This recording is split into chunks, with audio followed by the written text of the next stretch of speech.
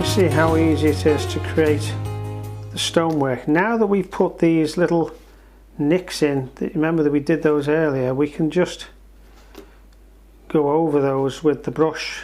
Right, I'm just painting a light wash of raw sienna along most of that parapet on the bridge, just to take away some of the starkness of the white. Now what I'm also going to do before I do anything else is just to paint in some of these stones, because I want essentially the picture to be finished so that we can concentrate on putting in the flecks of white to give us that waterfall effect. You can see I'm just letting the brush dance around here. Really, I'm not worried about getting every brick and stone modelled. It would look overworked, in fact. I'm just going to drop in a little bit of light red just to represent some of the first lot of autumn leaves that are dropping off the trees. You can't paint any of these landscape features in isolation. You can to practice with, but unless you see them in the context of other landscape elements and painting those other landscape elements at the same time, it's quite difficult to actually put the whole thing together if you're not used to painting it. Now you see what I'm doing here is I'm just dragging down. The main thing is I'm leaving the bulk of that area white. I'm not painting in any more. That's fine. Right, for this next area down, I'm going to mix up some ultramarine blue, a little bit of burnt umber, not too much, still very much on the blue side, and I'm just going to touch across on a hit and miss effect like that, if you see, like that, and then just drag while that's still damp.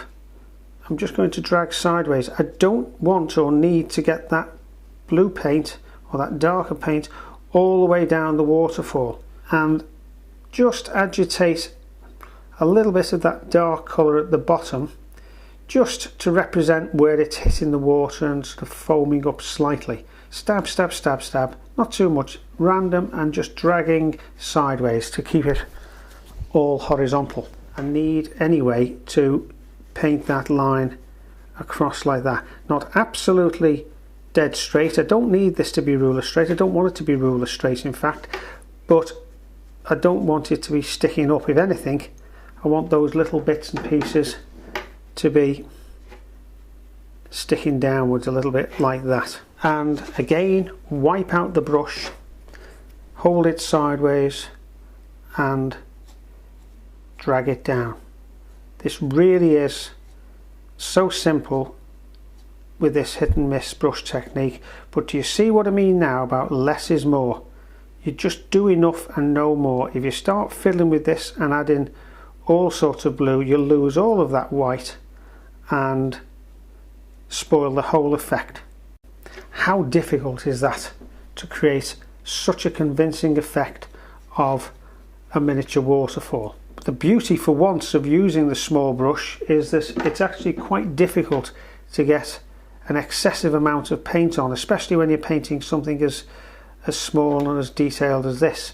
Now again, you've got a little bit of a foam burst here, not much, but where the water is coming cascading over this little waterfall and dropping into this pool below, then you need a few little shadows like that. Just take some of that out there and drag it upwards this time. I'm just going to take the shadow area and straighten that out as if there's a bit more shadow underneath where the bridge is, like that. And then just drag that down from there like that. Right, now I'm feeling confident because I've just inserted a little rock there, but there was just a little bit too much waterfall coming down there, a little bit too long, a bit too even. It almost looked like a man-made weir. Now you might be thinking at this moment, hang on, he never mentioned he was going to throw that one in at us. But this is what happens very often with painting. You see something halfway through the painting and you think, oh hang on, that might work better like that. Before I forget, I must just put a little hint of the rock's reflection in the water like that. It's going to be a bit hit and miss because the water's quite churned up. What I've also done is taken a highlight out of this rock here to almost create a new rock there, because I wanted this to be a separate rock which cast its own shadow as an overhanging rock over this part of the river. So I'm just going to do a little bit more modelling on that. Well, we know how good the rigger is for painting rocks, don't we? Because we've seen it in the Mountains and Stones DVD. Right, now exactly the same process as up here, except that I'm going to mix a couple of strengths of the blue. I'm just going to drag that pale blue across there, and then in the same way just bring it down like that. Don't want to overplay it. Remember, the water is going to be hitting this rock and coming this way, so you're going to have water coming across like that. And we'll do the same here.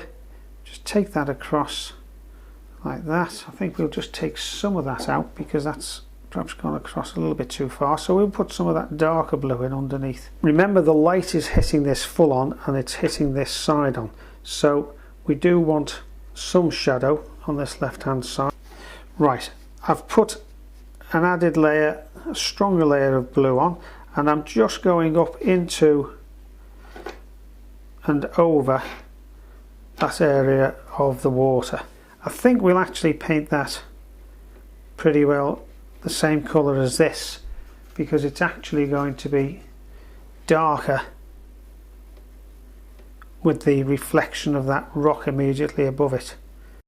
I've just strengthened some of the darks here, some of the shadows just here below these rocks, and especially here the reflection in the water there. Right, just one final little detail and then we're finished, and that is just to put a little bit of shadow, just using ultramarine blue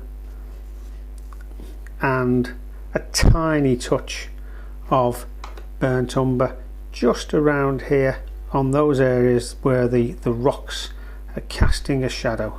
Right, I'm just toning that area down in the background as well. I don't want that's coming forward a little bit too much. And you can see that just by putting some horizontal strokes with in this case the number 8 brush that way, and with the smaller brushes some vertical strokes that way, it's very simple to create a really convincing and happy little picture with a real atmosphere of water rushing down the hillside and through the rocks.